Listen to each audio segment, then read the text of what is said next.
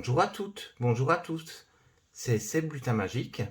Donc on se retrouve aujourd'hui pour la troisième partie du My Deck Collection Challenge qui a été mis en place par Angie Lumière d'Étoile.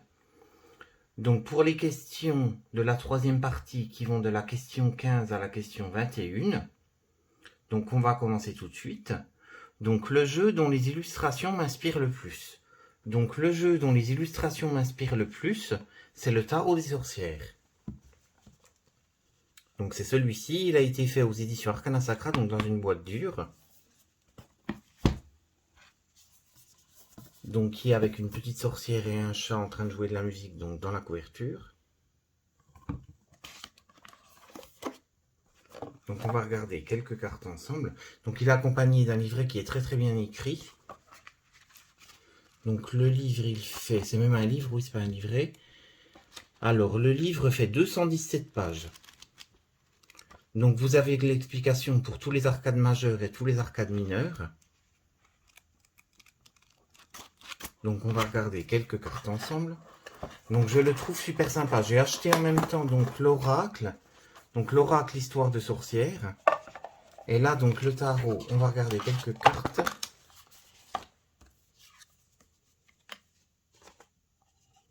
Alors on va regarder ça ensemble. Donc le 4 de bâton. Le 6 de coupe. Les illustrations sont magnifiques. Je trouve qu'elles parlent d'elles-mêmes. Pour certaines, vous n'avez même pas besoin du livre ou du livret. Elles parlent vraiment d'elles-mêmes. Donc l'as de pentacle. Le chariot. La roue de la fortune. Super bien faite la roue de la fortune. La force.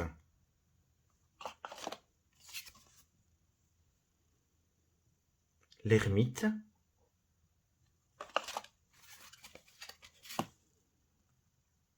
Donc la tempérance qui correspond au boîtier et à la boîte. Le 10 de pentacle.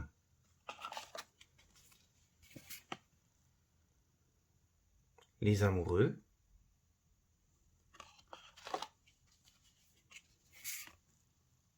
L'impératrice.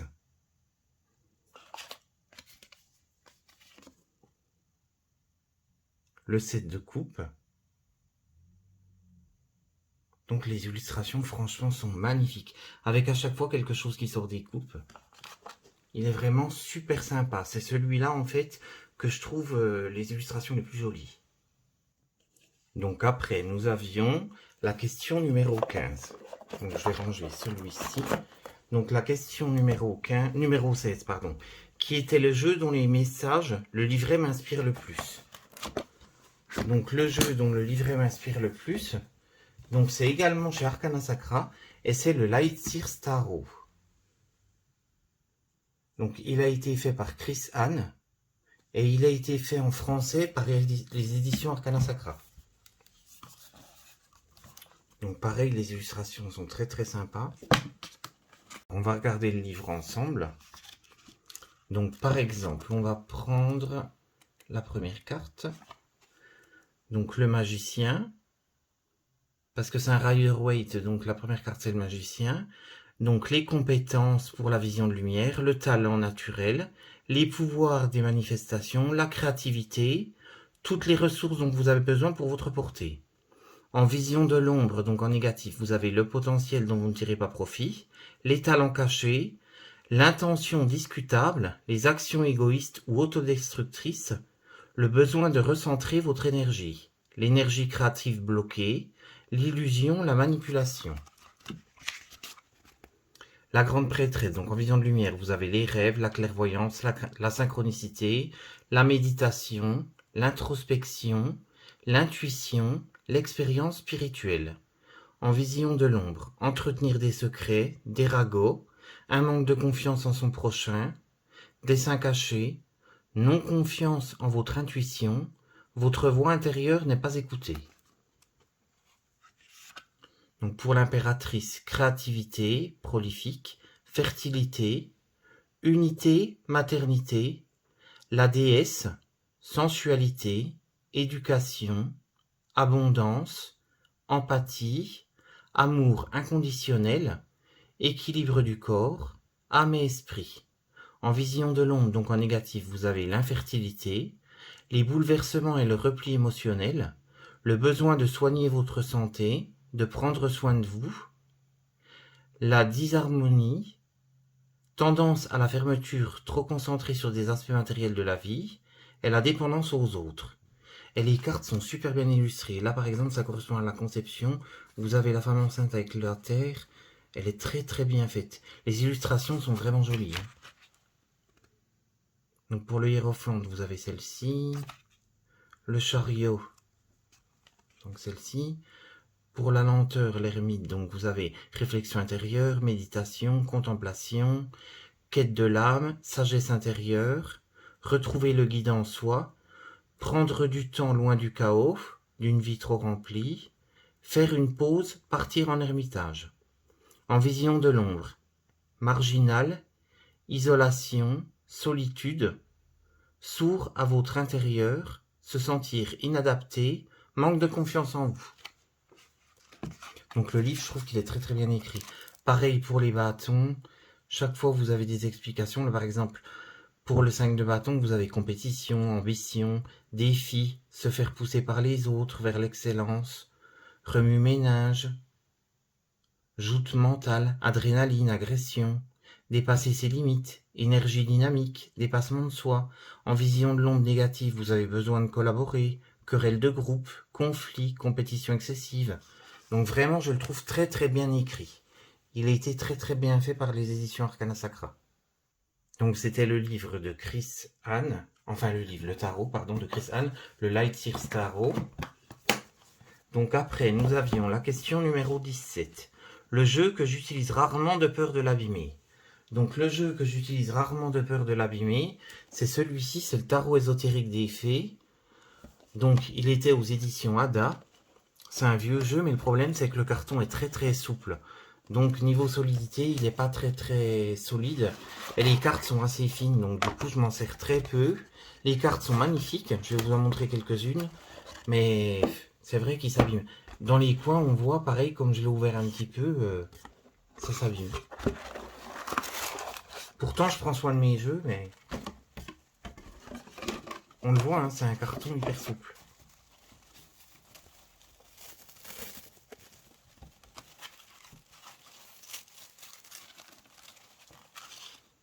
Alors, vous avez par exemple, on le voit, hein, la finesse des cartes.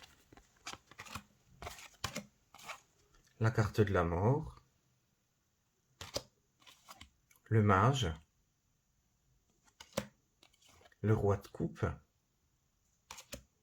le 7 d'épée, le 10 de bâton, le jugement, le 5 de pentacle, le 3 de pentacle, le chevalier d'épée, la reine de bâton, le pendu, le chevalier de bâton, la reine de coupe, le 5 de bâton. C'est vrai que c'est dommage parce qu'elles sont très jolies, mais alors j'ai peur de les abîmer. Et même sur le côté, elles sont... Ben, on voit que c'est un vieux jeu, mais je sais pas, niveau souplesse, tout ça, c'est vraiment un ancien jeu. Alors, du coup, on va ranger celui-ci. Alors, on va passer après à la question suivante. Donc, le jeu le plus original de ma collection. Donc, le jeu le plus original de ma collection. Alors, c'était le tarot divinatoire de Claire Bretéché. Donc, on va le regarder tout de suite. Alors, le tarot divinatoire de Claire Bretéché, qui est un vieux tarot également. Elle l'avait fait un peu dans le sens humoristique. Elle fait pas mal de BD. Donc il y a 22 cartes donc, qui normalement sont les majeures entre guillemets. Elle s'était associée à la voyante Sabine Sicardiolo pour guider dans ce tarot à travers des détails amusants en fait, s'amuser avec le tarot. Alors on va regarder quelques cartes. Donc la carte de la mort. la carte de la naissance. Donc ça ne correspond pas au tarot de Marseille. Hein. La rupture, la chance, la pression, le voyage, le rangement, le déménagement, il y a du monde, hein. Le détachement, la célébrité, l'argent, le cadeau, sacré cadeau, la justice, l'amour, la compensation carbone, la prise de poids, la prison avec son cerveau, les ennemis avec les poupées vaudou, la bipolarité, donc avec l'attraction et les piles, le succès, le mariage et le virus. Donc après, vous avez le petit livret qui l'accompagne avec chaque explication. On va prendre par exemple la célébrité. Donc, gloire, prestige, magnétisme. Votre charisme vous place sur le devant de la scène. Vous rayonnez, vous brillez. Vous faites preuve de talent et confirmez votre réputation. Le succès est au rendez-vous. Savourez votre quart d'heure de célébrité. Mais la gloire est éphémère, ne l'oubliez jamais. Attention, protégez votre vie privée, car vous pouvez susciter la jalousie sur fond de rumeurs. Donc c'est un livre, je trouve, qui est assez bien écrit. Il est pas mal fait.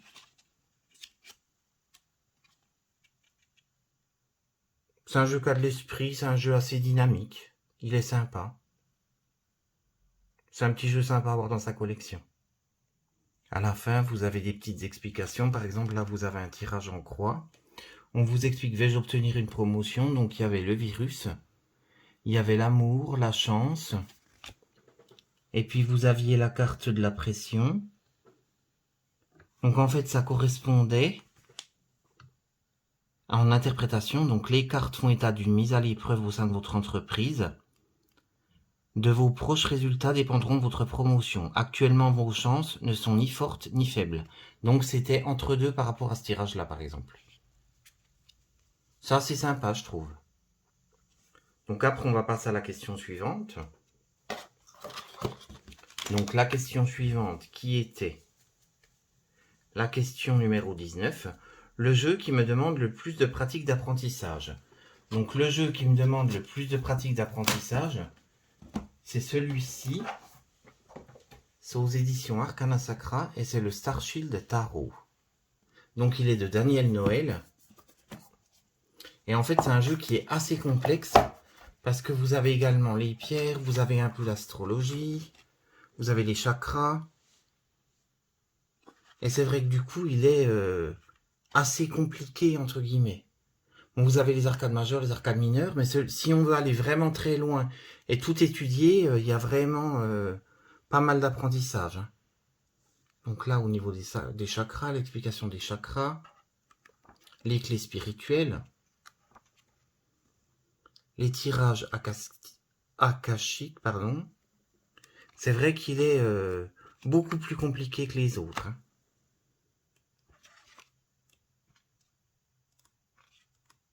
Après, si on ne veut pas s'en servir pour le tirage complexe, donc vous avez l'explication quand même des arcades majeures à chaque fois. On vous explique le message de la carte, les mots-clés, comme pour le magicien, l'originalité, l'inspiration, les compétences, la direction, la magie, le pouvoir, l'action, la manifestation. Vous avez le message de la carte. Donc, message numéro 1, donc le magicien du tarot incarne le nouveau départ, l'étincelle de l'inspiration et de l'invention. Cette puissance clé définit votre capacité à exploiter vos talents, toutes vos compétences innées dans chaque domaine de votre existence, donc physique avec la terre, mental avec l'air, spirituel avec le feu, émotionnel avec l'eau. En trouvant l'équilibre entre ces énergies, vous atteindrez des formes supérieures de connaissance, d'éveil, de créativité et de manifestation. Le magicien, c'est la clairvoyance par laquelle vous acheminez votre plein potentiel. Il annonce que vos efforts porteront leurs fruits. Votre monde regorge de possibilités. Vous débordez de vision et de magie. Comment comptez-vous les partager avec le monde? Donc après, on vous explique également avec la carte inversée. Et c'est là où c'est plus complexe avec les clés additionnelles. Mais ça, je vous le disais, vous n'êtes pas obligé de vous en servir, hein. Mais c'est pour ça, en fait, que je l'ai sélectionné dans le tarot qui est le plus complexe. Bah déjà, le tarot en lui-même, c'est vrai que c'est plus complexe qu'un oracle. Alors là, du coup, si on veut vraiment tout analyser au niveau des pierres, au niveau de l'astrologie, donc il est vraiment plus compliqué que les autres. Donc après, le jeu, donc c'est la question numéro 20, que j'offrirai à un ami ou une amie qui débute en cartomancie. Donc là, du coup, j'avais hésité entre deux. Mais comme j'avais déjà sélectionné l'oracle des reflets, donc pour une autre question, j'ai choisi l'oracle des miroirs. Donc l'oracle des miroirs, qui est un coffret donc, aux éditions Trajectoire, celui-ci.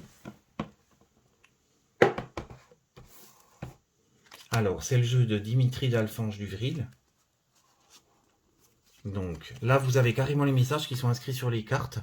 Et les illustrations sont très simples, donc je trouve que c'est assez facile. Donc le retour, par exemple, l'ouverture, la naissance, la distance, les rêves, l'évolution, la jalousie, le contrat, le voyage, l'accusation. Donc là, il est vraiment très très simple. Les correspondances, donc les échanges par mail, échanges par téléphone, sur les réseaux sociaux, etc. Vous avez vraiment tous les thèmes qui sont abordés. Et il contient pas mal de cartes quand même. Donc du coup, je trouvais que c'était assez sympa pour débuter. Donc j'avais choisi celui-ci pour quelqu'un qui débute.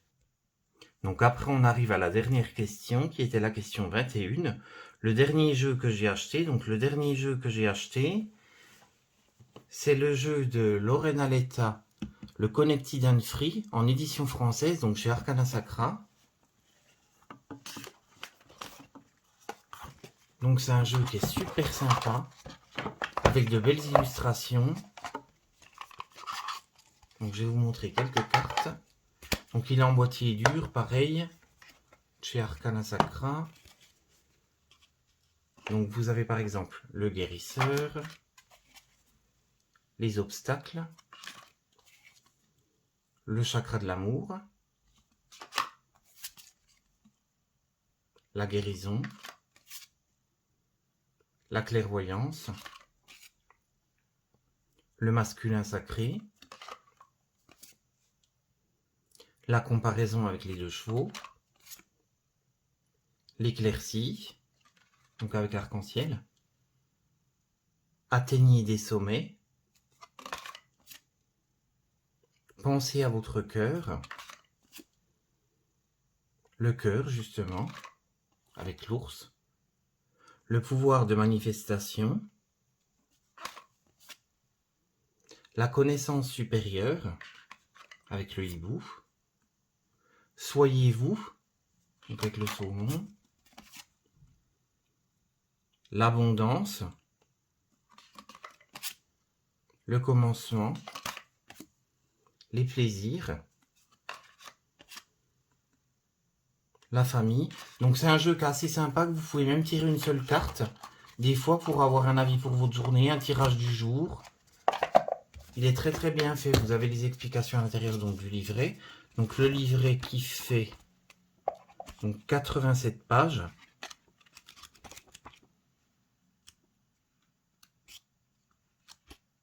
Donc par exemple, on va regarder l'interprétation d'une des cartes. Donc soyez-vous par exemple avec le saumon. Donc vous voulez à tout prix trouver votre truc à vous. Cela vous tracasse. Vous devriez arrêter. Contentez-vous plutôt de vous explorer et de vous découvrir. Notre plus grand but est souvent notre plus grand défi dans la vie. C'est de rester authentique. Saisissez toutes les opportunités qui se présentent d'être simplement vous. Accueillez vos contradictions, révélez votre part sauvage, explorez vos désirs et partagez votre vérité. C'est en cherchant notre alignement par les sensations que nos passions, notre but et nos talents jaillissent naturellement de notre puits de richesse. Et après, on vous explique quelles pierres associer. Donc, par exemple, c'est l'aventurine verte, le silex et le jaspe. Donc, il est pas mal, ça vous délivre des messages. Donc, vous pouvez tirer une carte par jour. Et c'est vrai que je trouve ça super sympa. Donc, c'était mon dernier jeu à présenter, donc le Connected and Free. Donc, je remercie énormément NJ pour ce challenge que j'ai beaucoup apprécié. J'ai regardé pas mal de vos vidéos que j'ai trouvé très sympa. Je remercie tout le monde pour avoir visionné mes vidéos également. Je vous remercie infiniment. Je vous dis à bientôt et si vous voulez continuer de regarder mes vidéos, ce sera avec grand plaisir. Et puis si vous souhaitez partager avec moi ou échanger, je serai très ravi d'échanger avec vous. Et je vous remercie beaucoup et à bientôt. Merci Angie, merci à tous.